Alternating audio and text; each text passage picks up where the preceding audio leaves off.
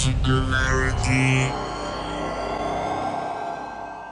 My name is Nicola, and you're watching Singularity FM, the place where we interview the future. If you guys enjoyed this show, you can help me make it better in one of two ways. You can simply go and write a brief review on iTunes, or you can make a donation. Today, the topic of our episode is on health and longevity.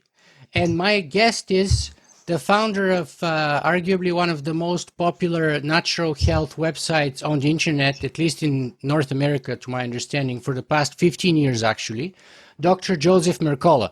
Dr. Joseph Mercola has been an activist for a long time, not only for bringing nutrition into treating health and achieving optimal outcomes, but also in things like fighting GMO foods or amalgam, that's to say, mercury-free dentistry. So, Dr. Joseph Mercola, welcome to Singularity FM. Well, thank you for having me, Socrates. Or Nicola. Fantastic, excellent. So, if I were to ask you to introduce yourself in your own sentence or two, what's the best way to do that? Well, I'm a physician. First and foremost, I've seen tens of thousands of patients, and then I realized after a while I wouldn't be able to impact as many people as if I didn't leverage one of my other talents, which is passions, which is technology, and we've been the most visited natural health site in the world, not just in the North America, for the last 15 years. So we've had an impact. We reach about 15 million unique visitors every month. So we're able to really help people understand the truth about health and avoid some of the challenges that conventional medicine provides. Yeah, as part of my research on you for the last couple of days, I've been looking and seeing that you have almost 300,000 subscribers on your YouTube channel and a couple of million people on Facebook, and maybe 300,000 or 150 or 200,000 on Instagram. I forget, but you're getting out there.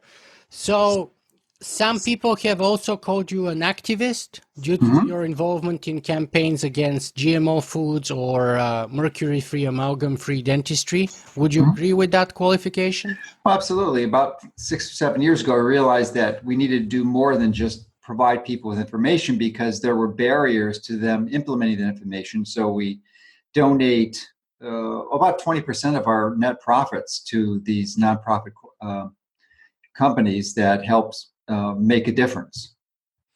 Excellent. And just like in mercury, we've been able to actually catalyze the acceleration of the removal of mercury from dentistry considerably. So there's been World Health Organization treaties that have been signed now to eliminate mercury from dentistry, pretty much in all major countries in the world. Yeah, I've been in North America now for over 20 years, maybe 21 years. And it's amazing to me that it seems, and correct me if I'm wrong, because I'm not an expert and I haven't followed the field, but those are just my impressions, that kind of movement in Europe started sort of like maybe in the mid-90s even, and has actually gained, is a lot more popular and prevalent and predominant, so much so that I honestly don't know anyone in Europe who is doing mercury or amalgam fillings now. Is that correct? Yeah, I believe so. So there's some major challenges in the United States, primarily related to the ADA, the American Dental Association. And yeah, but why? That's what I wanted to ask you. Why do we have that resistance to change here? I mean, the United States is supposed to be very technologically inclined, forward-looking society, and then why do we have this resistance to change to something that we know has? I mean, mercury is a neurotoxin, isn't it? Yes, a very potent neurotoxin, one that should be avoided, and even the EPA acknowledges.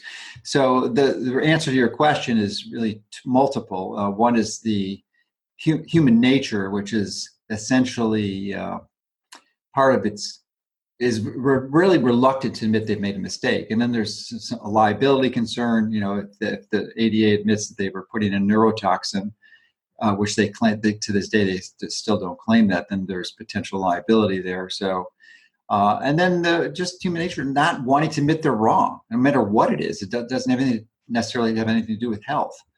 It could be with politics or whatever their position is. I see. So, finally, and not so much in this case because there's not really some big interest, but usually it's large industrial corporations that have very effective lobbying efforts and Right, that's essentially what I control would the federal presume. regulatory agencies. But I don't think, I mean, they definitely control the FDA to a certain extent that we've documented that, but it's not as much as we see in other areas, especially like telecommunications and EMF exposures. Right, so I would presume some kind of such lobbying effort, but I just can't find an interest that, or a group of companies or producers who would have an interest in keeping Yeah, it it's the back. amalgam producers, and we documented that they've funded and supported former FDA commissioners, so then they recuse themselves from making important decisions, and essentially they just kick the can down the road. So, That's so sad. Okay, let me backtrack a little bit and sort of zoom out before we go into all the nitty gritty and the details about mhm, some important things that we need to discuss. sure. But first, tell me, what is it? What is this thing called osteopathic medicine, and how is it different from general medicine? Well, I'm a physician. I have the same license to practice medicine, prescribe drugs, and do surgery as an MD would be in any state. So there's no difference in that. But the reason I chose to go to osteopathic school as opposed to medical school is that philosophically they were more inclined towards my interest in medicine, which is more looking at the foundational causes of disease. Now, practically when I went in, turns out there's not much of a difference. And initially that's the way they started, but they've kind of got corrupted along the way.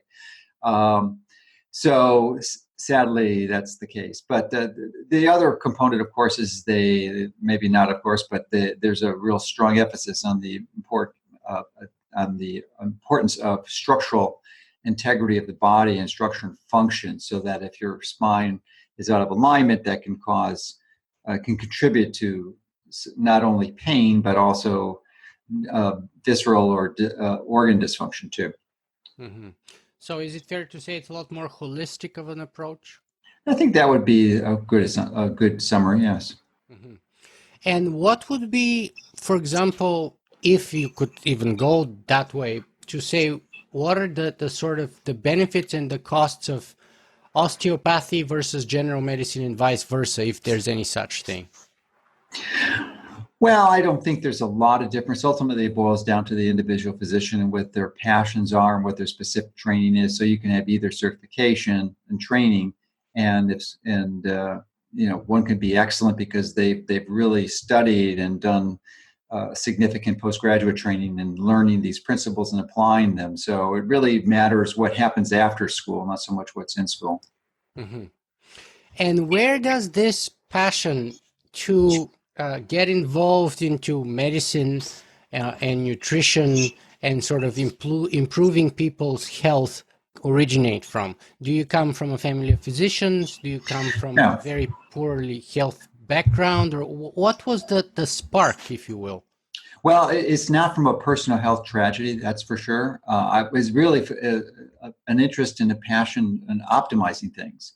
And I was an outlier in medical school. I was looked at quite oddly because I wanted to get people healthy when pretty much everyone there wanted to treat disease. So, not that the model's right or wrong, but they had a different perspective than I did. So, and I went into medical school to learn how to do that. Um, so it's just what your motivations are, and I similarly I probably what preceded my interest in health was my interest in technology. So I've been able to combine those two passions and effectively help people understand some of the basic truths about how to keep themselves healthy without suffering the consequences of exposure to conventional medicine. Hmm.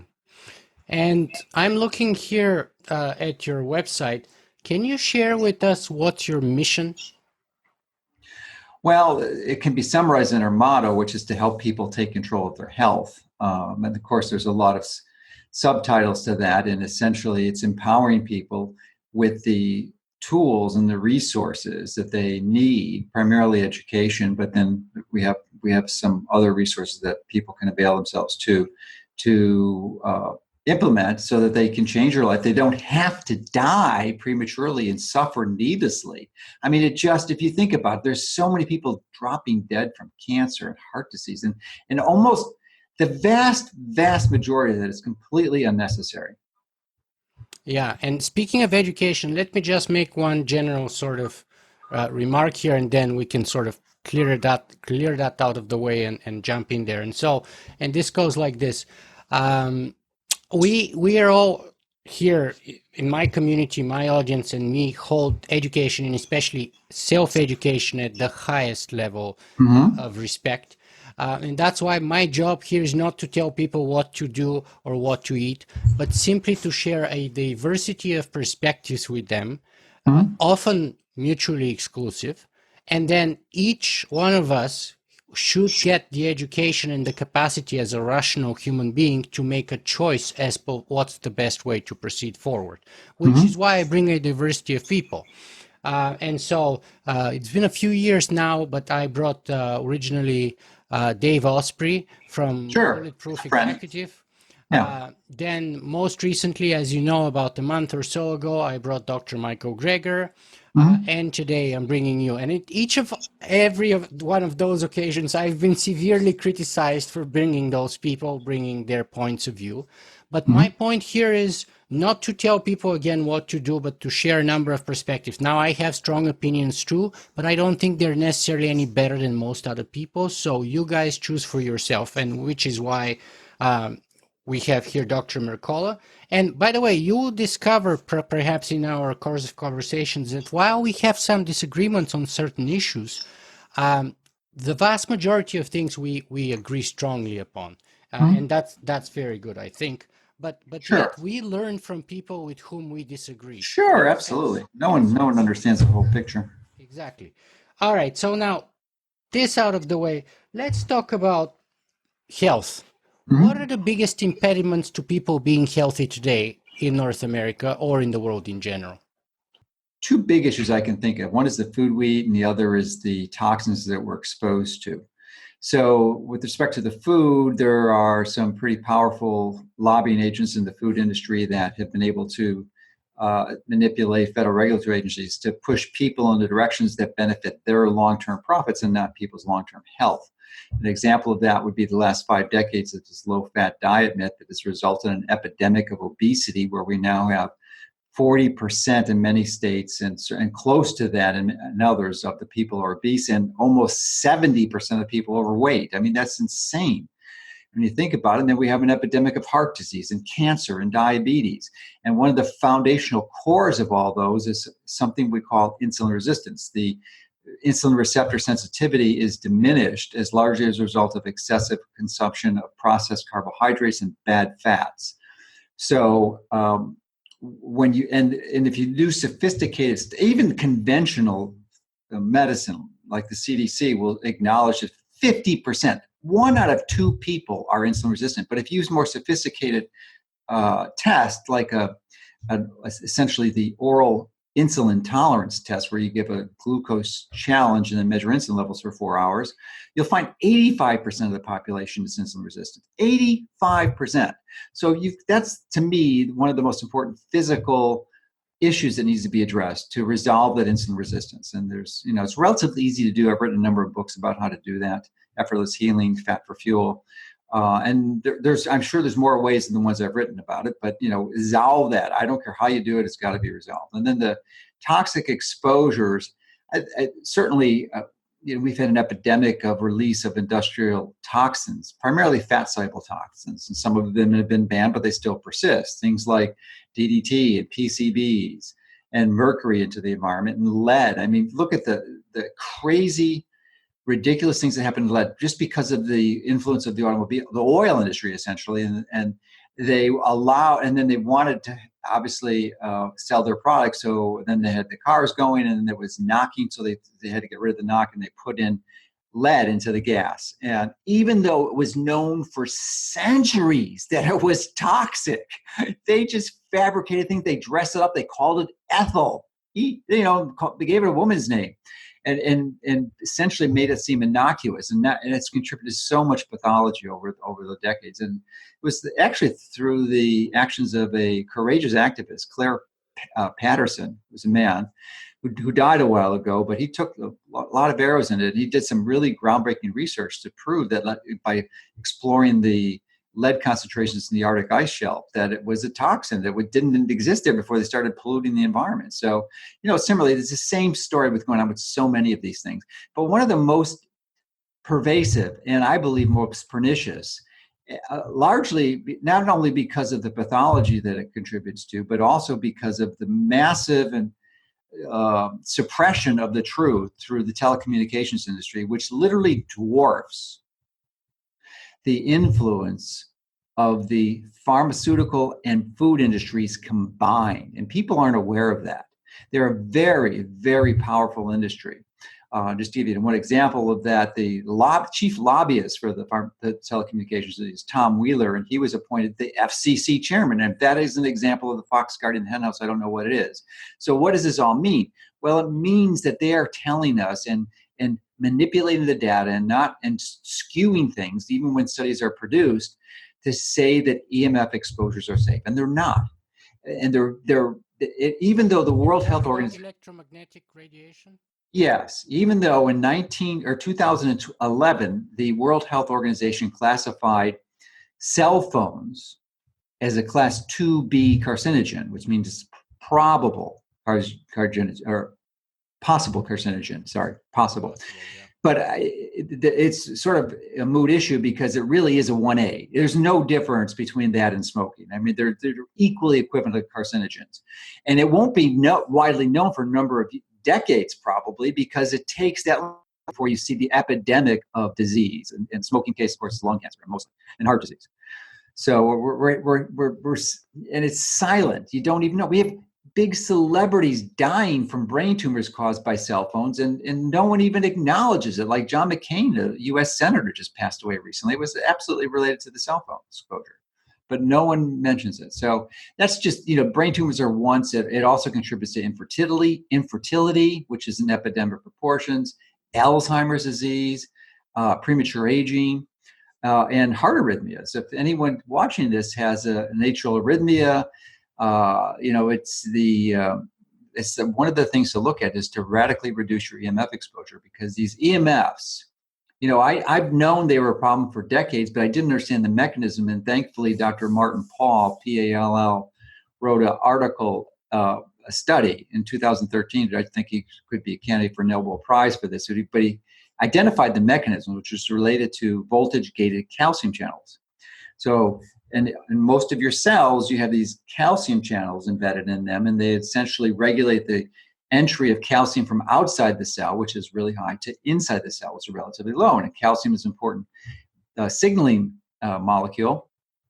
And when it enters prematurely and in high concentrations and doses, it causes the release of nitric oxide and superoxide, which combine to form one of the most pernicious free radicals. It's not technically a free radical, but it functions like a free radical, which is called peroxynitrite. Have you heard of that, no. Socrates? Okay, yeah. I'm not surprised that you haven't. But if anyone is interested in this topic, there's a really great study, peroxynitrite, or nitric oxide in health and disease, and it's written by Paul Pacher, Pacher. And all I have to do is type that in Google, and you'll get a link to the PubMed study, which is 140 pages and has 1,400 references. And the reason I mentioned that is it's a landmark paper, and it was written like 10 years ago. But it is literally, I read probably 1,000 studies a year or more, and it's one of the best studies I've ever read, because you don't have to have medical training to understand this, but it really addresses the foundational issue that I think contributes to one of our, both our passions that we both share, which is longevity, which foundationally focuses on, what is the core of oxidative stress? And I'm sure you're familiar with Dennin Harmon's theory, free radical theory of aging, right? Yes, I've heard. In the 50s, but that really, it was started us on the right direction. We know there's oxidative stress, but it really, if it was true, then just taking antioxidants would solve things, but it doesn't. It makes things worse. Yeah. So it's because it's it's an indiscriminate suppressor of free radicals. So let me ask you this then. So, Yeah.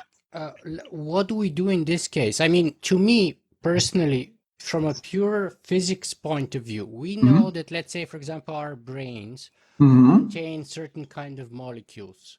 Hmm. And we know that from purely physics point of view, molecules interact with electromagnetic radiation. Like there's Absolutely, yeah. no two ways about it, right? And so Yeah. if our brain and brain tissue is created of molecules, it only makes sense that electromagnetic radiation would impact on the tissue. Have some influence, right? Now the question is to what degree and how bad it is, Right. but what do we do to minimize that? So for example, what my wife does, and she spends like probably 10 hours on the phone every day or Yeah, something yeah, yeah. crazy. She's using a headset. So the idea is keep the phone wired Right. headset. Distance is your friend. So keep the phone as far away from the brain as possible. Mhm. Is that good? And if not, No, that's very good. There what are better strategies like not use your phone. But anyway, let me just expand a bit on the reason why the brain is such an important organ. I mean, with respect to EMF, it's not these molecules, it's actually the voltage gated calcium channels I referenced earlier. And the density of these channels are really highest in neurological tissue, specifically the brain and in the pacemaker cells of your heart, which is why the heart is so susceptible, and also in the fertility, the reproduction organs. oh, So those are the three organs that seems to be affected most. So what are the consequences of that? Alzheimer's, dementia, neuropsychiatric disorders like depression and anxiety, ADD, autism. So these are all conditions that are radically increasing because of the exposure to EMF. So, and I want to get back at some point to the free radicals, because it's really a central, mhm. important part of helping of really understanding the reason why this is so important. It's complex. It's a big complex, and I'm glad we have the luxury of a little more time to go into some more detail. But we can skip over to answer your question now. Is what can you do? So yes, distance is your friend. Put it on cell phones. Put it on speaker, ideally. I mean, you can use a long cord, but speakerphone is free, right? Every phone is a speaker. Now, sometimes you're going to need privacy, so then you need the other one. But the key that most people mess up on, and I regularly lecture to large groups, and I ask everyone to pull their cell phone. And almost invariably, almost everyone doesn't have it in airplane mode, and they're pulling it out of their pocket. And these are sharp people. I mean, I've lectured some pretty educated audiences, and they don't understand that the last thing you want to do, unless you have some type of emergency, because nothing's written in stone, but you never really want to put your phone in on your body unless it's in airplane mode. You're causing too much. And most people, the men, they put in their suit coat pocket. They got it right over their heart. It's like, what are you doing? Or put in their hip pocket. So you don't want to. That's the first thing you can do. The other is, much of the damage is enhanced if you're exposed to it while you're resting and repair. So while you're sleeping. So a simple thing you can do is turn the Wi-Fi off at night. That's a start. A Put it more on wired. aggressive intervention, the one I recommend, is to actually get rid of the Wi-Fi and have no Wi-Fi in your house and convert to wired. What you have to do is contact the home theater company. They can come in and run the wires for you. And you get some adapters for your notebooks and other devices, and then you can avoid the wireless, because people think that the EMF is coming from outside, but most of it's inside. That Wi-Fi router in your house is producing about 10 times the EMF exposure than a cell phone tower would be if it was right outside your window. Mhm. So, and they don't realize that they have control. Fortunately, they have control over it. They can, avoid it. So those are the big ones, and there's many, many, many more that we can go into Yeah, great detail. and we got a little sidetracked here, but so I want to go back to Yeah, nutrition, or start with nutrition. But yeah, I was reading actually a bunch of studies which were saying that guys usually put their laptops on their lap, yeah, yeah. and then they were doing all those studies where they measure sperm count, before and after you spend a couple of hours with your laptop on your lap.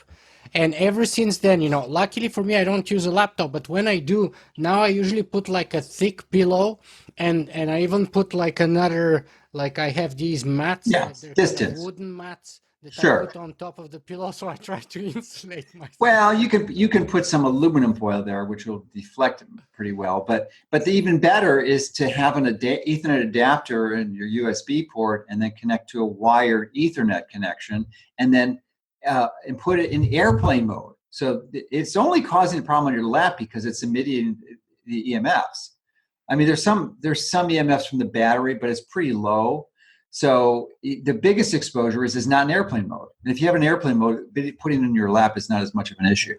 And it's funny how, none of the manufacturers measure or release any data on the sort of the level But of radiation that we each don't have person. to rely on it. These devices are relatively inexpensive. You can get a meter uh, that is the one there's many meters, and I have thousands of dollars worth of meters to do these measurements. But the one I like the best because it's simple and relatively inexpensive is called Acousticom 2, like acoustic, and then Com 2. The only problem is it's really hard to find. It's on Amazon, Mhm. and you can pick it up for like $150. So and it doesn't measure all of them. It just measures the radio frequencies and the important ranges, which is probably the most significant exposure that people have control over. Mhm. So and it will certainly measure your laptop. So you don't have, doesn't matter what the manufacturer say. It's trust, even what they told you what it was. You have to verify it, right? You have to independently, objectively assess what the numbers are. Right, I agree. I agree with that. Now, let's shift back our attention to something which we have a lot more control of, perhaps, Mm-hmm. Sure. which is to say our lifestyle and our Mm-hmm. nutritional choices. Mm-hmm. Now, first of all, there's whole this discussion, and I want to get this your opinion on this. People have this opinion. So I'm a cyclist, so I bike with a bunch of buddies, and you know, we bike, we do like 80 or 100K, and then we finish at the end of the day, and I see somebody stuffing like 4 hot dogs, or stuffing a big pizza, or loading up on alcohol with the pizza and all kinds of stuff. And their argument is, look, I just burned like 3,000 calories, okay? It's fine. My body is burning it. So in other words, they're saying if you work out as they are, very Mm-hmm. actively, then nutrition is not so important or is secondary to working out. So where is the priority ranking between these two? Which is more important, nutrition or exercise? Well, there's no question nutrition is significantly more important. You've got to, I'm not to diminish the value of exercise. That was one of my initial interests in why I went into medicine. And initially, it was through exercise. And we know now some of the mechanisms. Primarily, exercise does so many darn good things, but one of the most important benefits for exercise is it activates a pathway called PGC1 alpha, which is a subset of PPAR gamma and alpha, actually gamma. And what this does, it has a number of functions, but it increases mitochondrial biogenesis. So as our cells become damaged through oxidative stress and improper diet, they become, and mitochondria, they become defective. So we have to replace those, and exercise will help do that very effectively. So, but the justification that you exercise does allow you a little leeway, and that you can get away with a lot more sugar during the time you're exercising because you'll burn it as fuel rather than convert it to fat or oxidative stress. So it won't raise your insulin levels as high if you do consume when you're exercising. It's not to say it's a great idea, but you can get away with it and not suffer as a result. So, and the response that your friends are giving you um, is probably valid in the short term. It's not going to make a big difference, but over the long term, it depends on what their goals are. Because it's hard to argue with someone who has a goal of athletic performance, and there's been studies that show that a high percentage of people, if given the choice of taking a drug that would kill them in a few years, but they would allow them to win the world championship, they would take it in a heartbeat.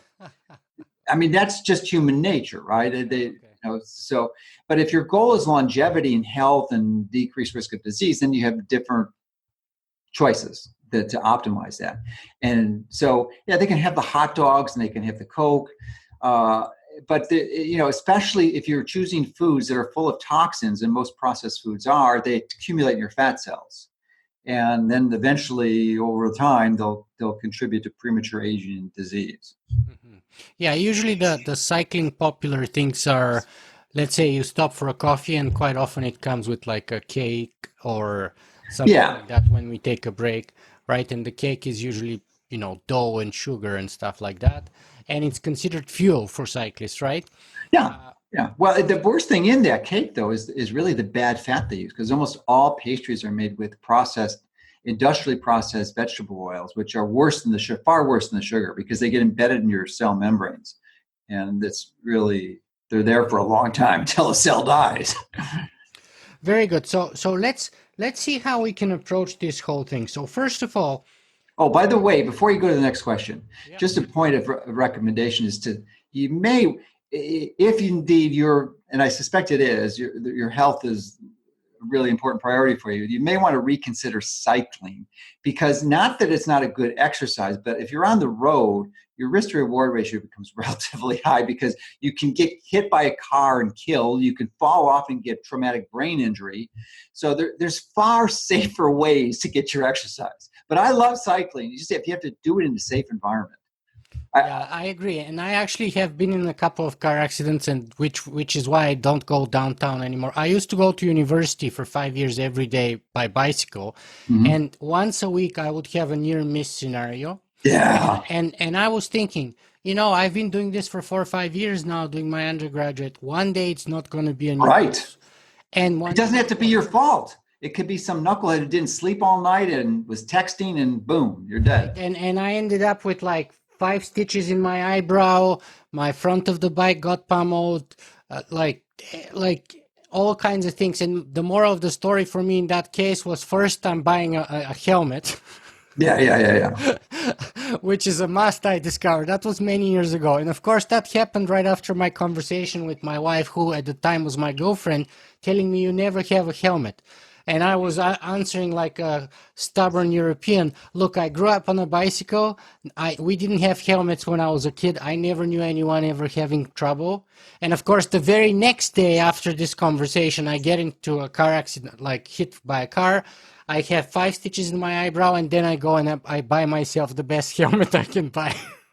Yeah, there are even better helmets that are essentially like airbags that inflate, which would help somewhat. But the big problem with falling is not so much the superficial injuries, which repair real easily, but the trauma to the brain, Yeah. which can give you massive problems. And you can do these QEEGs that will objectively document where the trauma is. And there are repair strategies you can do, like neurofeedback, but it definitely messes you up long term. And Yeah, I suffered for about maybe somewhere between 3 and 6 months with all kinds of post-concussive syndrome issues and strong headache, sensitivity to light, all kinds of problems consequently. It took me like over 6 months before I was able to sort of get back on track.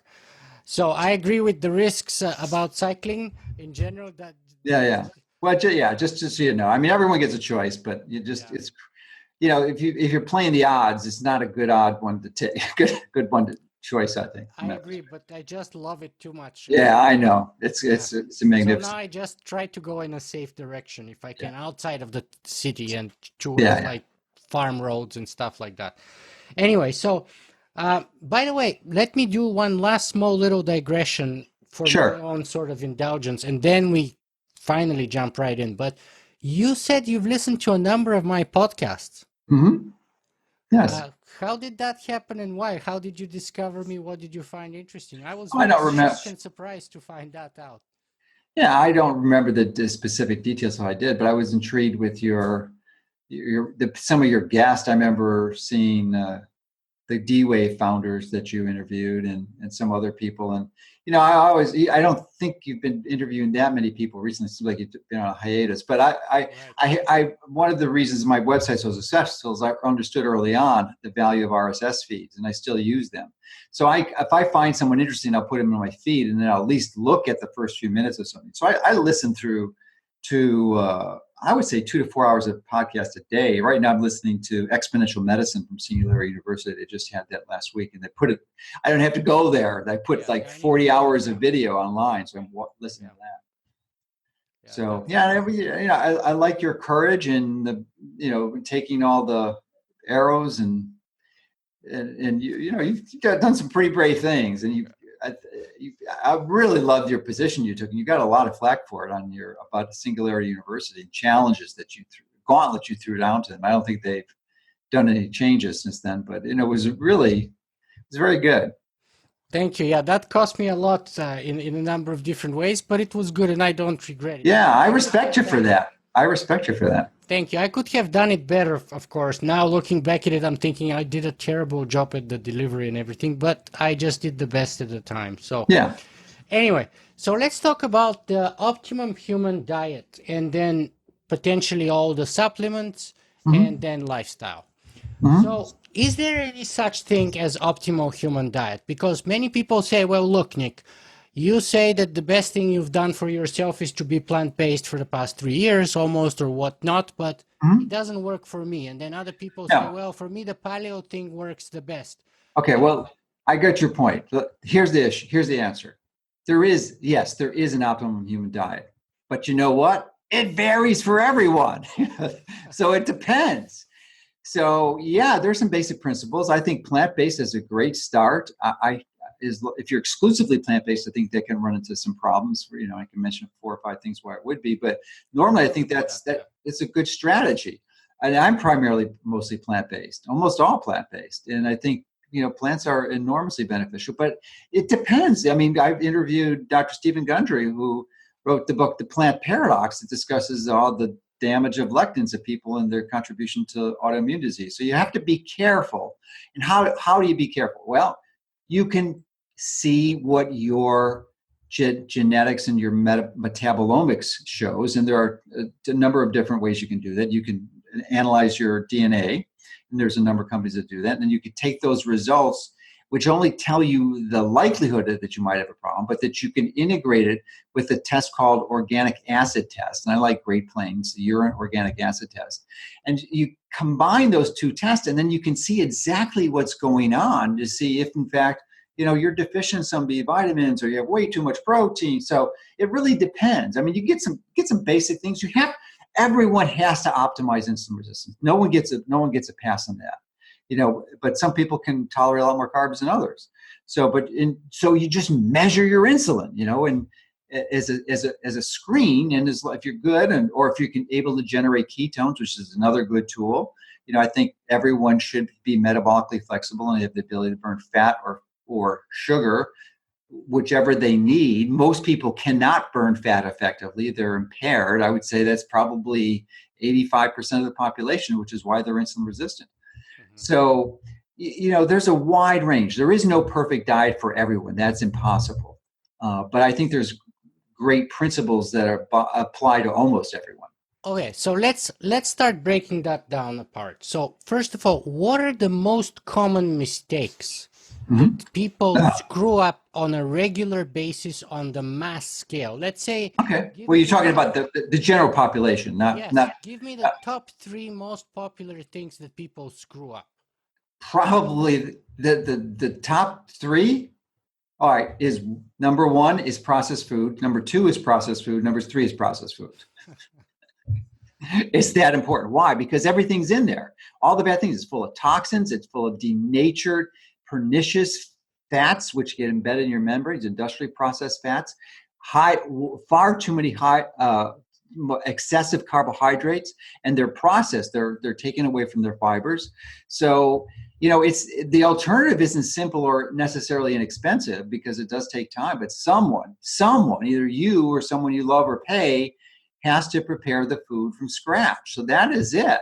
You make your own food. And I guess a subset of processed food would be restaurants. Maybe that's two or three, because people think, you have virtually no control. And I am acknowledging that there are some incredible restaurants that are better than almost anyone can make at home. But those are the rare exception. Almost all of them are terrible. They're using these industrially processed oils. They have to make a profit, so their intention is to make it tasty and not necessarily nutritionally valuable for you. So minimize it to as much as you can the time that you're eating out at a restaurant or at a conference. I was just at a conference last weekend, and these were really high level, profoundly effective integrative physicians, and they had served lunch, but the lunch was from the hotel, and they were serving the same darn stuff. So here's the other mistake, is that if you fail to plan, you are planning to fail. It is not a mystery that you go to this conference at around noon or dinner, you're going to want to eat lunch or dinner, right? Mhm. So no, you're going, so you can bring some of your own food. Like in my case, I bring sunflower seed sprouts. I bring canned sardines, which are a healthy form of protein, and I don't have the chicken that they serve there for free. I just take out my sardines, I know I have a healthy form of protein and healthy fat. So I think So that's let it. me get Molecular this right. planning. You Yeah, go to this medical conference, I you know serve it's lunch, everyone else of your colleagues is eating chicken, and you yeah. take out your can of sardines? Oh, I do it all the time. Or I'll go to, a lot of times they'll have these banquets, with some of these fancy events, and I stop eating after 3 o'clock or 4 o'clock in the afternoon. Okay. Here's the other component. Okay, how can I miss? So processed food, restaurants. Uh, if you fail to plan, you're planning to fail. And here's the other one. The timing of the food is almost all wrong. 90%. It's not just what you eat, it's when you eat. And who is talking about when you eat? Virtually no one, right? So 90% of the public, and this is data uh, uh, popularized by Sachin Panda, who's an investigator at USC. He wrote the book, The Circadian Clock, or Your Circadian Code. And 90% of the public, of Americans at least, eat outside of a 12-hour window. So they're eating more than 12 hours a day. 90%. I think it's healthy to compress your eating window to 6 to 8 hours, to have these long periods where you're resting your digestive system and allowing rest and recovery to occur. And really not maximally, but at least mildly stimulating autophagy and activating your stem cells. So when you're eating, one of the worst mistakes you can make is eating right before you go to bed. That is just a absolute, and then forget the food. I don't care if it's the healthiest food on the planet. You shouldn't eat before you go to bed most of the time. Now that conflicts with many people's who are working. They work till 5, they get home at 6, maybe 7, they have a meal with their family. And I am not diminishing the importance of social connection with your family or friends. I mean, that is key, but you don't have to eat. You can eat earlier and you can still stay together and do whatever you would do when you were eating. So I think that's the big one, is that people are not paying attention to the timing of their food. So, okay. So basically, the three takeaways were processed food, like Sub/slash restaurants, right? like restaurants, for example. Then we have the circadian rhythm, which is to say the timing of the food, and the idea is to compress it more and more into a shorter period of time, so that you have a longer period of time in between the first and the last meal, or between the last meal of the last day and the first meal of the next day. Right. And what was the second one? If you fail to plan, you're planning to fail. Right. So, Get your because can of sardines or whatever it takes to be right, prepared. and that extends to, okay, I'm going to make a commitment to prepare my own food. Then you've got to figure that out and have the stuff in the refrigerator, and and order it or whatever, so you have everything on hand. Otherwise, it's not going to happen. You're going to go to McDonald's. All right, so we got that sort of general idea. And then let me ask you then about some of the food groups here, and let's talk about the goods and the bad parts of it. So let's start Yeah. with something that you're kind of an expert in, you've written books about and stuff, which is to say fat. Mhm. Which are the bad fats and which are the good fats? Which fats should people consume and which fats should people stay away? Well, I'll tell you the one that's not an argument. No one's going to say that industrially processed vegetable oils are good for you. And then trans fat is to be a subset of that. So you just should avoid them like the plague. They are There's not to be absolutely no consumed. doubt about And that. even there's a confusion on this, even with health people literate in health would be perceived healthy oils like flaxseed oil. So when I lecture, I usually ask who's got flaxseed oil at home. Then I ask them to think of a friend or a relative they don't like and give it to them, because it's a processed oil. Even though it's a healthy oil, it's still processed. So when it's first processed, it's healthy, but through time, it's highly perishable and oxidizes and becomes essentially rancid, and you do not want to consume that. So you can have flaxseed oil, but you consume it in the whole seed. So you soak your seeds overnight, put them in your smoothie, and you're good to go. And it's less expensive and it's much healthier for you. So those are the health, so those are the bad fats. And then an excess of omega. Most of the essential fats are omega-6 and omega-3. But even though they're essential, it's really, really hard. You almost have to be on IV parenteral nutrition to become deficient in omega-6 because it's so pervasive in our environment. It's like impossible, almost impossible to get deficient on. So really the primary ones we get deficient on are omega-3s. And so that would be things like flaxseed oil or hemp or chia, which is an ALA omega-3. And then higher uh, uh, carbon fats, which would be EPA and DHA. And those are marine oils typically. You can get from algae or fish or seafood, essentially. Krill and sardines. Krill and sardines are two ones that I particularly like. I don't eat a lot of sardines unless I'm traveling. So, Okay, so we kind of talked about a little bit about some of the bad fats and some of the good fats. Give me some more examples. And for example, uh, well, we didn't talk. We talked about the bad fats. We didn't talk about the good fats yet. right, go ahead. So tell us about those. Well, there is controversy about saturated fat, but there isn't controversy about the non-saturated fat, the monos and the omega-3s. So those would be things like the marine oils and then flax, omega-3s. So those are good. So other healthy fats that I think are useful are like coconut oil, which would be a saturated fat, but it's a short chain, it's medium chain actually. And then avocados, nuts, seeds. I like macadamia nuts the best because they're the highest in fat, the lowest in protein, lowest in carbs. So pretty nutrient dense from that perspective. And the primary fatty acid in macadamia nuts is oleic acid, which is the same thing in olive oil. Now, olive oil has some other benefits that macadamia nuts doesn't, but that's the primary fat. So it's a monounsaturated fat, omega-9. And so those are the primary ones: seeds, nuts. Let me share with you part of sort of my experience because, as you may be aware, about 2.5 to 3 years ago, a little less than 3 years, I transitioned to a plant-based diet. Mm-hmm. Sort of like I'm doing it sort of the scientific method. Every 5 or 6 months, I go and I do a full blood profile. I do a bunch of tests and we see where we are. And then I have a nutritionist and we do a bunch of changes. And, it's not like I got it right. It's not that I got it right now. All I can say is that right now my blood picture looks better than it's been for the last 15 or 20 years. But it's not perfect yet, but it's better than it's ever been. Now, but here's what happened with me. So I sort of became plant-based cold turkey, like overnight. We just opened up the fridge with my wife one day, gave away all the cheese, the butter, the meat, everything we had there, and we became plant-based.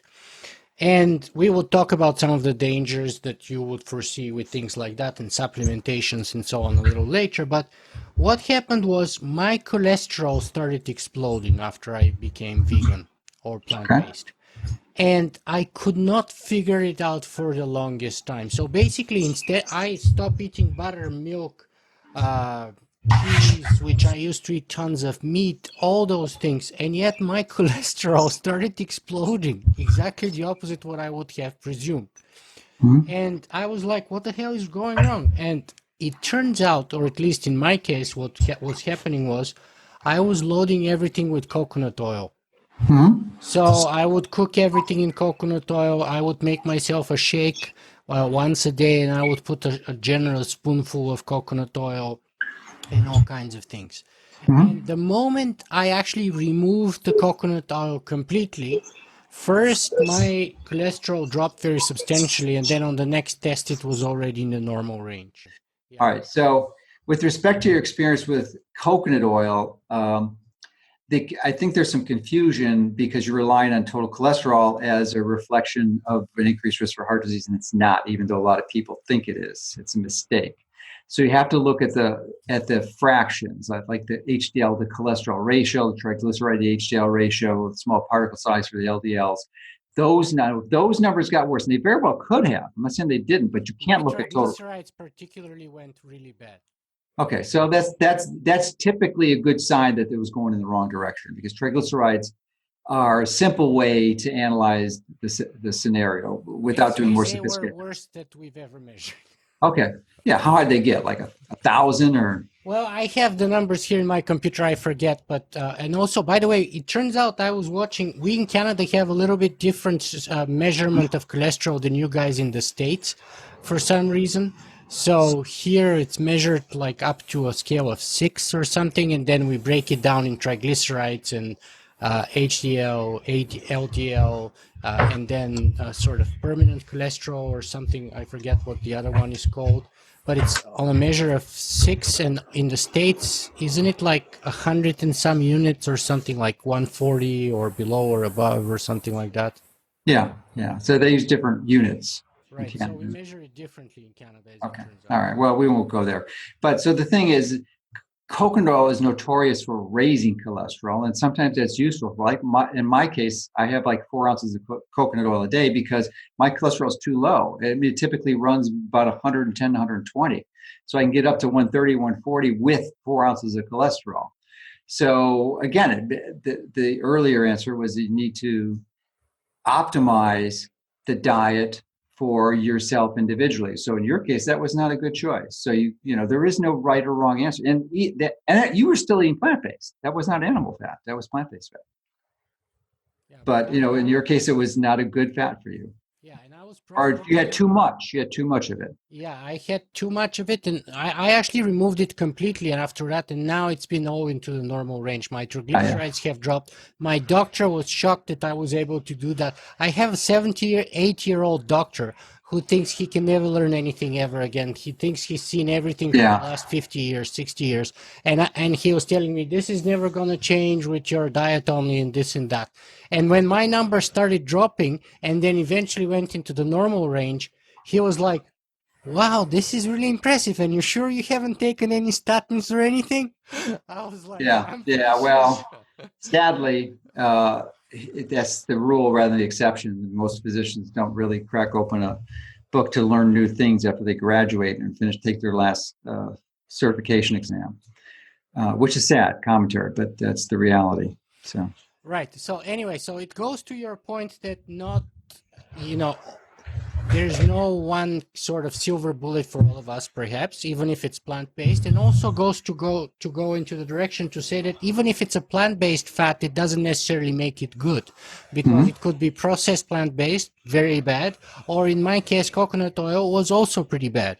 So now tell me, what are the so-called good animal-based fats in your view? Well, again, it's the same situation, whether it's a plant or animal. It's sort of a mood issue. I don't think animal-based fat is necessarily a requirement. It's mostly the animal proteins that some people need, and not necessarily large amounts. And it doesn't have to be meat; it could be fish and could be eggs. But I mean, there's that have some sources of uh, not only phosphatidylcholine, but which eggs is the biggest nutritional source of, and that's a really important nutrient that most people are deficient in, especially plant-based people. Um, but vitamin B12.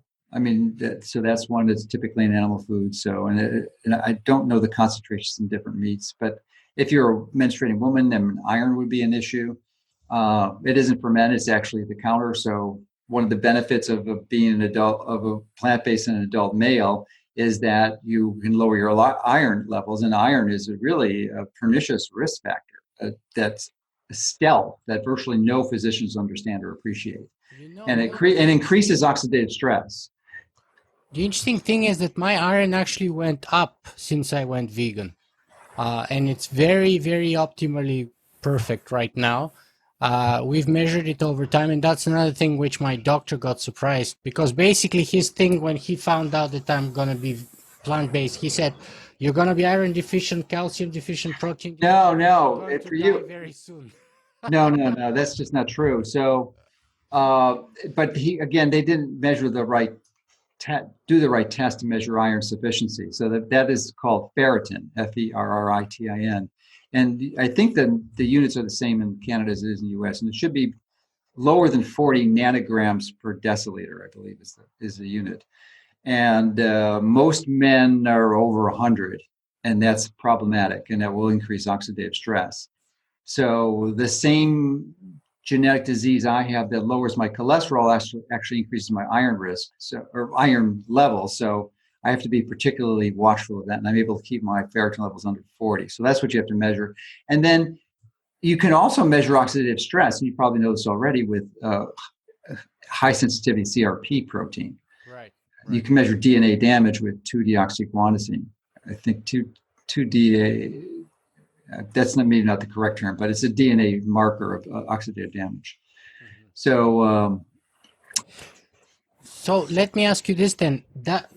What's your take on this whole plant-based sort of lifestyle, which seems to be exploding everywhere right now? Some people say it's the fastest growing social movement. So putting the ethical and the social issues to the side, which are very important actually, but mhm. let's put them to the side. Look at it from purely health point of view. Is it possible or is it not possible to remain healthy on a plant-based diet? Well, it depends what your definition of plant-based is. Is it exclusively plant with no animal foods at all? Yeah, So vegan you're talking about, pretty much. Yeah, not a vegan, but vegetarian. vegan meaning whole plant-based, no cheese, no egg, no milk, no butter, No fish. no fish. Okay, so I don't think it is. I think it's impossible, physiologically impossible. Mhm. I can with Y supplementation, you can circumvent that. So things like B12, carnosine, phosphatidylcholine, those would be some of the main ones. So you have to address the deficiencies, and again, it doesn't really matter as long as you're assessing your individual profile. So you can measure these levels. You can use tools like chronometer.com, CRONOMETR.com. It's free. You can enter your foods in and see where your levels come up. It's well documented. So it's not rocket science, really. There's certain nutrients you need. And if you're not getting them regularly from the food you eat, it's a problem. Now, what people who aren't eating plant-based, they have to go in the opposite direction. They essentially have overnutrition and the wrong food. They have a surplus of calories and not getting the micronutrients that they need. But plant-based people tend not to have that. They tend to have to be relatively low in protein, which I think is healthy. If you're just relying on plants, where plants are relatively less protein dense than animal foods, a lot less protein dense, which I think is a good thing, as I said. Because most people overeat protein. So then what are the sort of the most common dangers that people like me who are committed to a plant-based diet are going to face? You mentioned B12. Yeah, What else? carnosine would Okay. be another one, and then which is a nutrient you need for muscle growth. And then also phosphatidylcholine is typically deficient in vegans. And that's a really important nutrient. You need to process toxins out of your liver and pass them into the bile, and has a wide variety of other needs for your body. And typically, especially if you're doing strength training, or you eat a lot of fat, your needs are going to be increased. So Hmm. Yeah, I eat a lot of avocados and a lot of nuts and things like that's that. good. I But throw those in don't my those don't have B12, carnosine, or phosphatidylcholine. right. B12 originates in algae, doesn't it? Yeah, but it's in a form that's not absorbed very well. Hmm. Fortunately, that's an easy thing to resolve. I mean, literally, it's really inexpensive and it's simple to do. And Right, there's right. non-vegan B12 supplements. So I do supplement with B12 for sure. yeah, yeah. Because I mean, neurodegenerative disease from B12 deficiency is a reality, and people can go blind from that. So Right. We measure my B12 yeah, every time I simple to go, do. and Right. it's not optimum yet. It's good, but so my doctor is happy with it. My nutritionist is not. She says that the doctor's measure is way too low. I'd probably believe your nutritionist. Yeah, and so she says she wants to get it a lot more optimized. Yeah. So I've increased actually as of recently my dosage of B12 supplementation. But isn't that the case also for meat eaters? I think that also meat eaters generally suffer from low B12 on average. Well, they can, and it depends if they have a genetic SNP for it too, and because B12 is connected with folate, not folic acid necessarily. So if you have a SNP for that, it can be problematic. But it's not doesn't necessarily mean that the answer is to throw on lots of methylfolate and methyl B12, which is the better form of B12 rather than cyanocobalamin. So you have to measure and you have to look at it. You can't guess. Right, absolutely. And the other two things that you mentioned, what are the sources or the origins of those substances? Because I admit I'm not familiar with them. For phosphatidylcholine. Yes. Well, it's mostly animal-based foods. So the largest one in the American diet would be egg yolks, not egg whites, but egg yolks, which has quite a bit actually. Three egg yolks a day would probably be sufficient. I'd encourage you to seriously reconsider adding some fish and eggs into your diet. Which I mean, they obviously have to be high quality and very small fish, and the eggs would have to be produced by chickens who were raised ethically and and not abused and given bad food. So and that's relatively easy to do. You can even grow them yourself. So but that would probably be enough to compensate for all the nutritional deficiencies. Hmm. Hmm. Yeah. I see. And so it's like a pescatarian essentially. Those are the only things you need. You never have to eat meat. I mean, you can get away without eating meat and still be very, very healthy, as long as you have a little bit of animal protein Because and animal fat. So the fat, the key animal fat would be the one in egg yolk. Mhm, mhm. Yeah, and I mean, butter has some benefits too. It has vitamin A. Vitamin A can be a problem in vegetarians because it's a fat soluble vitamin. It's not made in plants. Beta carotene is, and your body converts it, but the conversion rate is relatively maybe inadequate to have or healthy concentrations of retinol or vitamin A. Mhm. Okay, so because I personally subjectively feel myself that I'm better than I've been in many years, I'm but sure you are. Yeah. how could I measure scientifically perhaps what would be the symptoms, those substances you say, or what's the B12. measure that I'm deficient? No, so B12 I mearI know about Yeah. all of that. I'm Yeah. supplementing with Carnosine, I'd B12. have to look it up because, I normally don't, have these types of extensive arguments. So I just know that's an issue. And I think you can measure phosphatidylcholine or you can measure choline levels. You could take choline as a supplement, but I think it's better to take phosphatidylcholine. Um, So as I think that probably the best test for you is, and I can make a recommendation for a clinician to review the results with you, would be the Great Plains urine organic acid test, and combined with the genomic evaluation. So understanding your SNPs and your predispositions, and then looking what your specific metabolism is doing can be a great insight. Especially if you combine it with a detox panel. They measure like about 120 different common toxin exposures. It's a simple test. You just restrict some supplements for a few days and you urinate into a jar and mail it in. It's nothing crazy, Mhm. not terribly inexpensive, but not overly outrageous. I think it's under 1,000. So Wow. even both of those. Let me ask you this because you mentioned the SNPs. I've done my 23andMe. Yeah, you could use that data. You can send it in. They can use that, so you don't have to repeat that test. Right. Yeah, Fantastic. for those who haven't done 23andMe, I wouldn't recommend it because privacy is a big issue nowadays, as I'm sure you're well aware of. And once you do 23andMe, you're not private unless you give them an alias name and information, so they can't connect it to you because they sell it to the drug companies and all that. That's why they're able to subsidize that test. My That they're selling. understanding is that because I interviewed I know the, they have a privacy policy now, but if you didn't sign it before, it was sold. yeah, I did mine many years ago at the Yeah, very so beginning of your my data career. is in a lot of drug companies. Guess what they're doing? They're generating data for industry. So it's a clever model, actually, pretty clever. But you lose your privacy as a consequence. All right, so let me see. What about the single or best food that we cannot all eat? Is there any such thing? And if there's one or two foods like that, what would you No, recommend? it's just the same issue with a single best. I can name really healthy foods, but there's no single best food. I think eggs are actually pretty high up there. I like krill oil or as a source of healthy nutrition because it is actually even higher in phosphatidylcholine. Half of krill oil is phospholipids, and the other is EPA and DHA, which you need, but it's in a form that's particularly well absorbed and penetrates into the brain. And Rhonda Patrick, who's a really good biological scientist, just recently wrote a paper how that's particularly useful protecting those who have ApoE4 allele, which is an increased risk for Alzheimer's. So I like krill oil. I like chlorella. I take about 10 grams of chlorella a day, fermented chlorella that we provide. because it's full of chlorophyll and can actually help some of the proteins in there can bind to toxins like mercury. So it's good for helping you excrete metals. So I think that's a and it does, actually, I chew it. It doesn't taste that bad. It tastes pretty good. I like it. Makes your teeth green a bit, but it's helpful. So and that's vegan based, of course. Chlorella. It's a little algae. Hmm. Um, so those are some of the better ones.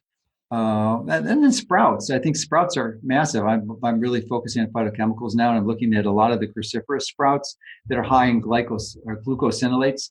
And when you eat them, or you take an enzyme called myrosinase, it converts the glucosinolate to an isothiocyanate like sulforaphane that has been, this massively important properties. It radically reduces inflammation. It's really useful to get rid of malignant cancer cells. So I have a seed smoothie that I actually sprout about a dozen different seeds for 5 days. Hmm. And then at day 5 or 6 or 7, I'll put it up in my NutriBullet and add a bunch of other nutrients. And so I pretty much, and on strength training days, I'll use a little whey protein, but other than that, it's pretty much all plant-based. And I like it's hard to build muscles, although I know a lot of people will provide examples of vegan bodybuilders, and I know they exist. But that's not the case for most people, because you really need like the branched chain amino acids to serve as a substrate to activate the pathways to build muscles. And they're not really high in plant-based foods. So whey happens to be one of the highest. Or you could take a supplement like branched chain amino acids or leucine, isoleucine, and valine. So. Hmm. Interesting.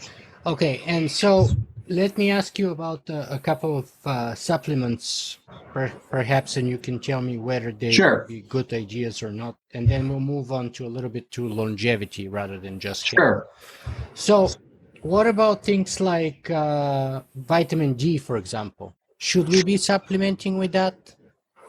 Well, you probably should. I have not taken vitamin D for over 10 years, maybe 12 years now. I live in Florida, and I make sure that I'm outside, for a substantial amount of time. And I just had my blood tested last week, and it was 70 nanograms per ml. Per deciliter? No, per ml. And your units are different, so it'd be 2.5. So that would be like 150, 160 in your unit system. So the ideal way to we could talk for an hour about this, but the ideal way is to get it from the sun, not from a pill, because you get other benefits when you expose your skin to the sun, such as UVA, which causes the release of nitric oxide. And then 40% of the sun rays are near infrared. You can activate your mitochondrial cytochromes, at least two of them, to become more efficient at producing ATP when you expose in near infrared, and the sun's the least expensive way to do it. So you can get it for free. I don't think you should pay for vitamin D, although it's an inexpensive supplement. But if you, for whatever reason, have chose to live in a frigid climate really far north like you have, then that's a problem, and you're going to need probably the lesser of two evils of vitamin D. But vitamin D is just a marker for sun exposure. That's why when you read these epidemiological studies that show all these benefits, such as reduced autoimmunity diseases like type 1 diabetes, multiple sclerosis, decreased cancer risk, it's not because the people were necessarily taking high levels of vitamin D supplements. It's because they were getting sun exposure that caused it to go up. So it's catalyzing all these beneficial biological changes. So, but you'll get some benefit clearly by taking vitamin D. So you want to keep it in healthy levels, so for sure, vitamin D. Mhm. But try to get the sun. I do my best, Yeah, I I know. actually monitor our system here. The way it works is like vitamin D is one of those that I actually have to pay for whatever reason to test. And Yeah, that's great. I'm actually paying for it. And How much do you then charge you? How much do you charge you? I think it was $60. Okay, yeah, that's a reasonable rate. Yeah, Something like that, maybe 55, $60. But yeah.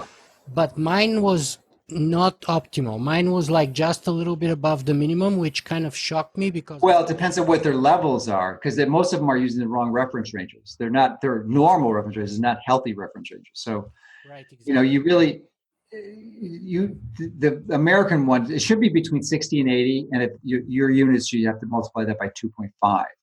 So that would be 130 to whatever. Yeah, just do the math. So, Right. uh, and it usually requires about 8,000 units of vitamin D. That's the only source of vitamin D. Yeah, we have this kind of ongoing thing. My doctor, everything that's not off the chart of the normal range for him is fine. Whereas then when I go to my nutritionist, Right. she looks at it and she's like, "That's fine because it means it's not out of the range, but it's not fine because you're just above it. So that's not fine. We need to Right. make Yeah. it a You lot need better." to stop seeing your doctor. Although you end up, yeah, we really, or find a new one. Uh, he doesn't get it. I mean, there are integrative physicians in Canada, although it may be a bit of a challenge. He's Yeah, I know a actually number of Canadian physicians. So. He's a good guy, actually, and the good thing about him is that he's semi-retired and he lets me test for everything that I ever Okay, want well, that's without fine. So without. as long as So you're in so control. basically, I've outsourced all those decisions to me and to my nutritionist, and Okay, basically I go good, to good. him and I say, "Can I please get such and such Okay, good. As diabetes?" long as he's not putting you in dangerous territory, that's good. Right. So, okay. So let's talk a little bit about perhaps life extension, and some of the things that we can or we could or we shouldn't do on that topic. Now, a particular subset of my audience, for example, I know are practicing intermittent fasting or even fasting in general for a more prolonged period of times. What's Mhm. your take on intermittent fasting and or longer term fasting, like spanning several days, maybe even up to a week in some cases, Yeah. with respect to health and especially longevity? Well, excellent question. In fact, I wrote a book about that. I just put in the draft for it 2 weeks ago. So it will be published in May. It's called Keto Fast. I think it's the best one out there, and it's really a hybrid from a different models. I used to believe at this time last year that long-term or multiple day water fasting was one of the most profoundly beneficial metabolic things you can do for your body. And why? Because it does some really great things. It increases autophagy, which is essentially Latin for or Greek for self-eating. So it destroys these subcellular parts that are damaged and are clogging up the system essentially. So it gets rid of those. Then it activates your stem cells, which is also useful. But what I didn't understand is that when you are, and no one should do water fast unless they are intermittent fasting for about a month, because you have that will, if you intermittent fast for a month, compress your window down to 6 to 8 hours, then you'll probably be metabolically flexible. Although you can test by measuring your ketones as long as they're above 0.5 millimoles. And Keto Mojo is probably the best way to do that because the strips are only $1. Keto, Keto Mojo, Mojo. And the downside that I didn't appreciate is that when you fast, you are burning fat. It's a process called lipolysis. And guess what's stored in your fat? Fat soluble toxins, which are released. So many of the side effects that people notice, and I've done multiple, maybe 4 or 5 day water fasts. So it's not like I haven't tried it and not speaking from So experience. let me just be specific in Yeah, defining. When you say water fast, you mean that for 5 days all you have is water. that's right. Yeah. Yeah. Okay. Yeah, I don't think that's healthy now, and I've done it 5 times. So, and I'll tell you why. Because most people are going to experience side effects. Although I didn't really have any, although I think I lost too much weight, and I don't have a lot of weight to lose, so which is potentially problematic. So you can't do that extended periods of time. You can only do it a few times a year when your weight at your ideal weight or a little lower. So that's one issue. So the benefits that you're going to get, these autophagy and stem cell activations, are going to be limited because you can't do it that frequently. But if you do a partial fast, you could do that like once or twice a week. So, and then if you focus on pay attention to the important components of detoxification, which is supplying the nutrients your body needs to process those released fat soluble toxins to the liver, can make them water soluble and then further modify them so they can be easily excreted by the body. Then it becomes a easier process and less problematic for your body. You can actually excrete these toxins rather than resorbing them. So I think that it's a hybrid of the fasting mimicking diet work that Walter Longo has done out of USC. He's published a lot. He's probably the most prolific researcher on this, but I don't particularly care for his product that he sells, which is Prolon, which is a prepackaged system that costs $50 a day, $50 a day to do. And the food probably costs maybe 25 or 50 cents. So you can do it yourself for a lot expensive, and you probably would get benefit of 5 days. But the partial fast, I think, is easier to do and safer. But if you, I set or focused on basically a 42-hour fast, and that essentially you're fast intermittent fasting for to compressed eating went up 6 to 8 hours. So for 18 hours, you're not eating. So you say you stop eating at 3 o'clock in the afternoon and you start again at 9. So you've done that for a month. And at 9 o'clock on one day, your partial fasting day, you have like 300 to 600 calories, depending on how big you are. So for someone like me, it's 600, maybe 700 calories. And then I won't eat again for 24 hours. So in 42 hours, I've only eaten 600 calories. And I'll typically lose 5-6 pounds. And I definitely am burning fat. My ketones go through the roof. And that's when I do my detox protocol, which involves not far, near infrared sauna and some binders and a variety of other nutrients to facilitate excretion of these toxins. So what's the bottom line of this? Is intermittent fasting better? Is it long-term fasting that's better? No, I think you need both. I think the base is intermittent fasting. I'm convinced, I probably am wrong, but my current position is that most people would benefit from intermittent fasting. Now, I believe that 16, long-term 18 hours? yeah, but I thought chronic ketosis was useful too. So, ketogenic diet. But I'm convinced that's unhealthy, that once you are able to become metabolically flexible, that you need to regularly increase the amount of carbohydrates and protein so that you're cycling in and out, not continuous ketosis. So it's the same way I think you can cycle in and out of fasting. And it's interesting, you see your weight drop and then come back up, drop. It's kind of like heart rate variability, where you don't want the same heart rate all the time, right? You don't want the same weight all the time. You want to be able to fluctuate back and forth. I think that the value in cycling, it probably provides some powerful biological rejuvenation mechanisms. Mm-hmm, mm-hmm. So let me get this straight here. You said that you don't think that strict ongoing keto diet, whether it's in the sort of paleo sense or whether in the sort of keto Plant-based sense, doesn't matter. is It's good for bad. the long term. I mean, there might be some exceptions to that, but I think for the vast majority of people, it's problematic and dangerous, and I would not recommend or advise What's that. the danger? What's the problem with that? Well, there's a number of them. You can lose too much weight, and you actually see. They said earlier, 85% of people are insulin resistant. Well, you can become overly insulin sensitive. In other words, your insulin levels become so low that there's this paradox that occurs that you need insulin actually to stop the liver from making sugar. Because if your insulin level is too low, it doesn't stop it. So what does that mean? That means if you're chronic ketosis, your insulin level can theoretically go too low. And then what happens is that even though you're eating like no carbohydrates or less than 20 grams a day, your blood sugar starts to rise because your liver's making it. And here's the paradox. So you think, oh, I've got to reduce my carbohydrates even more. No, you have a piece of fruit, an orange or a healthy fruit, and maybe 20, 50, 70 grams of carbohydrates, boom, your blood sugar drops because you've stimulated insulin. Insulin's high, it shuts the liver production, or gluconeogenesis is called, of glucose, so that it goes down. So that's one issue, and it's only one. There's many hormonal problems. You can develop thyroid dysfunction, hypothyroidism. It's just, that's why you want to cycle in and out. I think you get sarcopenic, you can lose muscle mass. I mean, I'm sure there are some exceptions to this, and I'm sure there's people watching this who can say that they are it. But I think the long term because this has been studied for a long term. I mean, keto's been going on for 80 years, but that's primarily in seizure disorder, kids with seizure disorders. So the general population hasn't been doing that long, maybe just a few years at most. Mm-hmm. What, in your view, are the best either food-related or supplement-related ways to promote longevity?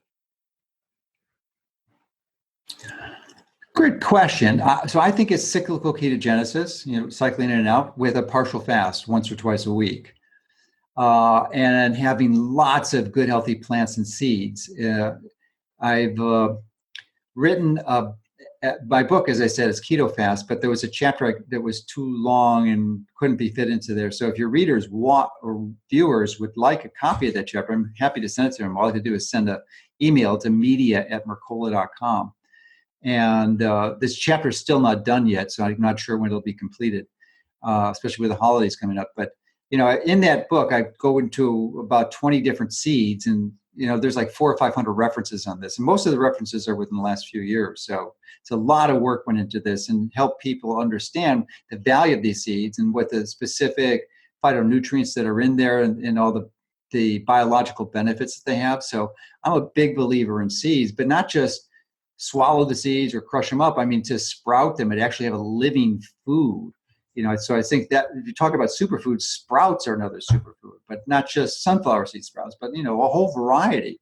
And I actually took training at Hippocrates Health Institute, which is plant-based, and that's where I learned how to sprout sunflower seeds. And they tend not to go into the seeds in the sprouting as much as mostly like sunflower seeds and wheatgrass, but mostly beans, so those are the other primary ones. And I'm not sure that legume sprouts are as healthy. Although I will have some mung bean sprouts too. But so sprouts, and sprouts have all these powerful phytochemicals in there that can supply your liver with the nutrients they need to break down or metabolize those fat soluble toxins when you're partial fasting, so that you can excrete them out of your body. Because partial fasting, we did it just by chance because we didn't have access to food 24/7 100, 200 years ago like we do now. So it was part of our regular our regular lifestyle, and we didn't have to plan it. But now we can eat continuously our whole lives. It's possible and easy, actually, and convenient. And is there sort of interesting? Do you have a pet? She died about a year ago. Okay, and what was it, dog or cat? Yorkshire Terrier. Okay, cancer? Well, she had a number of strokes in the end. Okay, well, so cardiovascular disease. So most of us kill our pets not intentionally, and I'll tell you how. Because guess what? Just like your pets need to fast. So once a week or so, they will not like you for this, but once a week or you do not feed them, because you're going to activate the same biological mechanisms in your pets as you will in you. So that's why, the number one cause of death in pets is cancer. It's large part of that is the food that they're fed. They're almost all pet food is like more than half sugar, if you look at it. So they were never designed to eat that. But still, they're eating it continuously, just like most humans eat continuously. So you run into these same metabolic complications, and that's why we have this epidemic of these neurodegenerative diseases, cardiovascular diseases, and cancer. Yeah, she was 17 and a half, and the first stroke. That's pretty good for a dog. Yeah, she was pretty old, and she had sarcopenia very developed. Like she was really less than 4 pounds in the end. Yeah. Anyway, okay. Are there any drugs or smart drugs that you promote or that you have experimented with or are following in any way or are interested in? No, I follow them. I'm not interested in any of them. I'm not a big fan of taking a drug. A lot of people in the longevity community use metformin, which I think can be emulated by berberine. I would not take metformin. Metformin has some downsides, as I think it impairs vitamin B12 metabolism, and it also can poison the mitochondria. So anytime this is the law of unintended consequences, and that's exactly what happens when you take a drug. So yeah, there are some beneficial things in it. It stimulates AMP kinase, AMPK, but so does berberine, and it's a natural product, so it has to have a lot less of the side effects. So I take berberine on a pretty regular basis. For smart drugs, I was just at this conference last week, and I didn't realize it, but there's this nutrient called acetyl L-carnitine. Not L-carnitine, but acetyl L-carnitine. So that nutrient taken at about 2 to 2.5 grams a day has done unbelievable wonders. There's a lot of Italian research on it. So I was taking some, but I was probably only taking like 500 milligrams. So I bumped it up to like 2.5 grams a day. And I hope to see some of the improvement that is being done. But I think fish oil is another one, not the fish oil, but omega-3 fats, because I don't believe that fish oil is useful for most people because it's an ethyl ester and it's not absorbed as well and has a lot of potential problems. If you take it in massive doses, and especially if you have some of sufficient phosphatidylcholine and phospholipids, you can pass it through there, but it's not the right constituent to be absorbed effectively by your body. So that's incredible way to improve brain health. But I like the phospholipid forms of marine oils.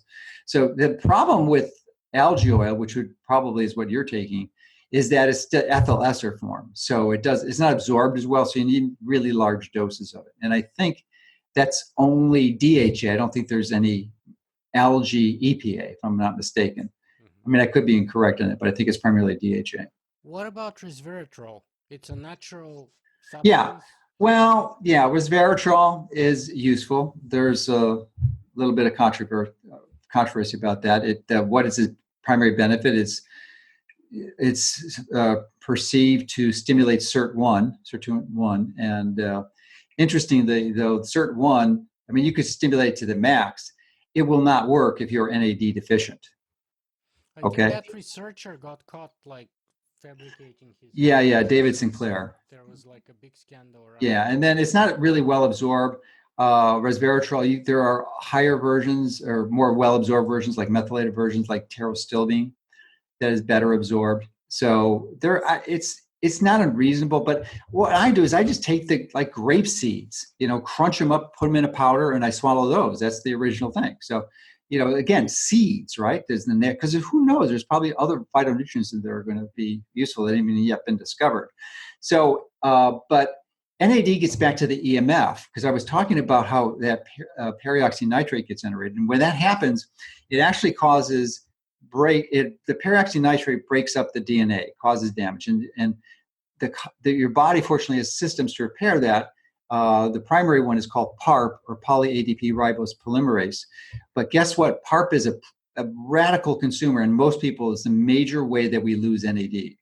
So if you have a lot of EMF exposure, your NAD levels are going in a tank or in the toilet, and then your SIRT2ins don't work well because there's not enough NAD to fuel them. You need the whole system working. So you got to look at the whole picture, not just one isolated component and think swallow resveratrol and you think it's going to be the answer. It's not. There's a lot. I've been studying longevity for a while now, and I'm currently fascinated with senolytics. Are you familiar with senescent cells and the removal of them? Yeah. Well, So, depending whether like you qualify Dr. Aubrey Debray in that vein, in that yeah. case, absolutely yes. Because Well, so what's a senescent cell? Senescent cell is a cell that is old and damaged, not necessarily old, but it's damaged. Typically, the DNA is oxidized or broken apart. And as a result, it stops reproducing. And we've known that for a long time, but I just recently appreciated the fact that that is actually a helpful strategy for your body. Because why? You see, why would that be useful? Because guess what? It's the way that your body prevents cancer from going crazy. It stops the cell from reproducing. Yay, right? So that it stops cancer. And obviously it's not effective in everyone, but it's one of the ways that your body has to stop cancer. It makes senescent cells.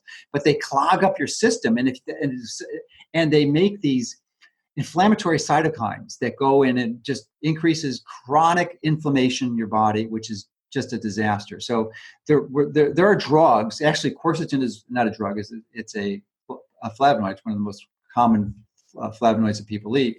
But they're combining with, I think, datasnib, or I forget, another drug that they're using in studying as a senolytic, which is a chemical that removes these senescent cells.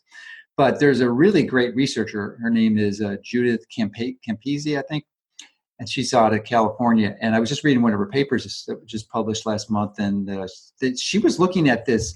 I had never heard of it before. It is a polyphenol from Indian long peppers. It's called Piper longum. Let me just see what the name of that. It's called Piper longumen. Piper longumen, and she did this study that showed that it actually activates OXR1. I think that's the name of it. I could have the acronym wrong, but essentially it's a pathway that causes that normally this inhibits the production of beneficial antioxidants that your body makes, like SOD and catalase, but inhibits it. So it actually, she's showing that when you stop the inhibition, it increases in the oxidative stress, because normally, these these senescent cells are loaded with these cytokines. They're exposed to all the oxidative stress, that they persist because they have the protective mechanism, this OXR1. So when you did this, give the individuals these types of phytonutrients, they actually cause the senescent cells to explode and die, and get picked up by autophagy. So it's pretty incredible. So that's one. Fisetin is another polyphenol that's being looked at as a natural senolytic, and it's in strawberries primarily, but it's also in the peels of apple, maybe even higher concentrations. So I'm looking at getting some of those Indian long peppers, and I'm already taking apple peels. I've got a lot of organic apple peels I use in my diet. So I like to keep it natural. So those are the, because this removing senescent cells from your body is a really important strategy. And it's just emerging as an important topic in some of the longevity circles. And then also optimizing your NAD levels, which I do with some precursors. Absolutely, I agree completely. What about stuff like some people would maybe even call it a little bit in the woo-woo range, like meditation? In Oh no, it's not. It's not in the woo-woo at all. It's a very effective, powerful thing. Unfortunately, I'm going to probably start again. I used an app called Muse and Calm, MUSE, a little heaven. They just was one of the highlights I got from watching Exponential Medicine in 2018. This last 2 weeks is they actually launched or announced a new Muse band. So it has some other sensors that measures heart rate and breathing rate and some other interesting things. So I'm looking forward to getting that device. I'm probably going to start meditating again, but it's profoundly effective benefits. It's a form of neurofeedback training. It lowers your heart rate. There's a lot of good studies. And one of the scientists they had present at Exponential Medicine was sharing some data on how it actually improved longevity and functioning, so which I was unaware of, and I'm probably sharing that information inaccurately, but it was an interesting presentation. Yeah, there's a researcher somewhere, I think, I forget whether he's in the University of Washington or something like that, who's been having access for decades to the Dalai Lama and some of his best monks, and he has some absolutely fascinating, amazing research, fMRI and all kinds of other research, and he's on my wish list actually of people to interview, to talk about the actual science, the scientific proof that there's so much benefit to this. Okay, so we've been talking here for probably well over an hour by now, maybe an hour. Coming up on 2. 15 minutes. We had some interruptions. We had technical difficulties, right? Yeah, technical difficulties too, but let's say an hour and a half. So let me see, in the sort of closing period here of our conversation, is there something that I should have asked you and that I didn't ask you, something that's very important, be it for health, be it for longevity, or something else that you want to share with me? Yeah, what didn't have a chance to go back into is this form of what is causing all this oxidative stress that's contributing to the free radical theory, because it's really, that's not and then the free radical theory from Harman converted to the mitochondrial theory of aging, which I think is more accurate, because most of the oxidative stress is generated within the mitochondria. And it was thought for the longest time, certainly when I went to med school and even up until the early 2000s, that the biggest contributor to free radical damage is hydroxyl free radical. You're familiar with that, right? First you go to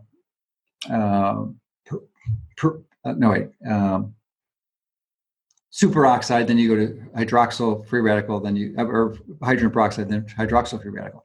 But the reason, and it's there's no question it's a pernicious free radical, but the paper that I mentioned earlier by Paul about peroxynitrite goes into this in great detail. But the superoxide, the hydroxyl free radical is very, very short-lived. It only lasts like a billionth of a second. That means the consequence of that is it can't travel very far. So when it's generated in the mitochondria, it essentially cannot travel outside the mitochondria. It can't. And so it's only going to damage the mitochondria, which is a problem. But, and actually one of the reasons why you want to eat cyclically ketogenic, because you're having too many carbs and you're not able to have that metabolic flexibility, that's sort of dirty fuel, and you're going to increase the oxidative stress and mitochondrial damage. So, here's the issue. That peroxynitrite that's formed with EMF, that lasts 9 billion times longer than hydroxyl free radical. Can easily transfer out of the mitochondria into the cytoplasm and into the nucleus and cause damage to the DNA. It could go back and forth and go between cells. It's so flexible. So that's why that's an issue. That's why most of the stress, the oxidative stress, is likely related to these reactive nitrogen species, like, sorry about that. So that is a big issue. So that's why it's so important to really address the EMF components. And one of the best, I mean, we really could talk about it for 3 hours, and I talk a lot of it on my site at Mercola.com. But there's a book, if you want to just pick something up, it's the EMF, the non-tinfoil hat guide to EMF by Nicholas, who's a Canadian. I think he's out of Montreal. So that's a really good book, and it can kind of give you a shortcut on that. But you don't want to drive your car with one foot on the gas and one foot on the brake, right? Not good for your engine or for everything, your brakes. So you want to ideally take the foot off the gas, which is like minimize your EMF exposure, so that your biology is working and functioning well, and then the other beneficial things you're doing can be really healthy. I see. Very well. So what would be kind of the best place for other people to find more about you and your work? The best place to reach me is Mercola.com, Mercola.com. We have a daily newsletter. And if you wanted to get that free chapter, you can write me at media@Mercola.com. And whenever I finish it, we'll send you a copy. But it's right now, it's 100 pages and 400 references. And I think it might be double that by the time I finish. I don't know. I mean, it's almost a book. But I'm happy to share it with those who are interested, because I think it will give you some really good value and giving your body the nutrition it needs to fight these chronic degenerative diseases.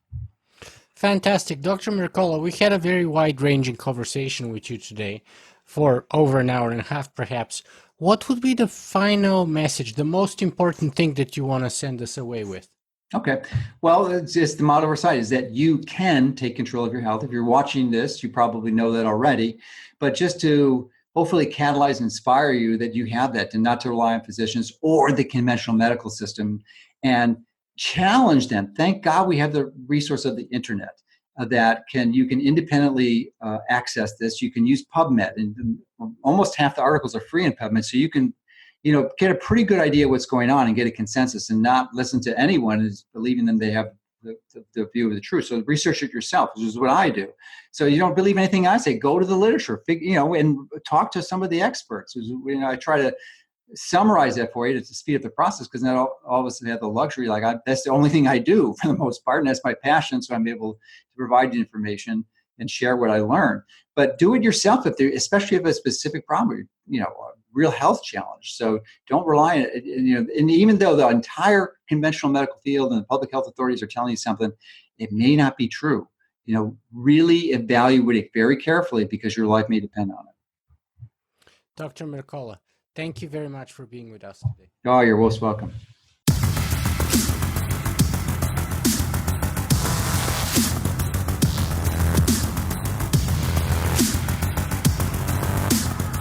If you guys enjoyed this show, you can help me make it better in a couple of ways. You can go and write a review on iTunes, or you can simply make a donation.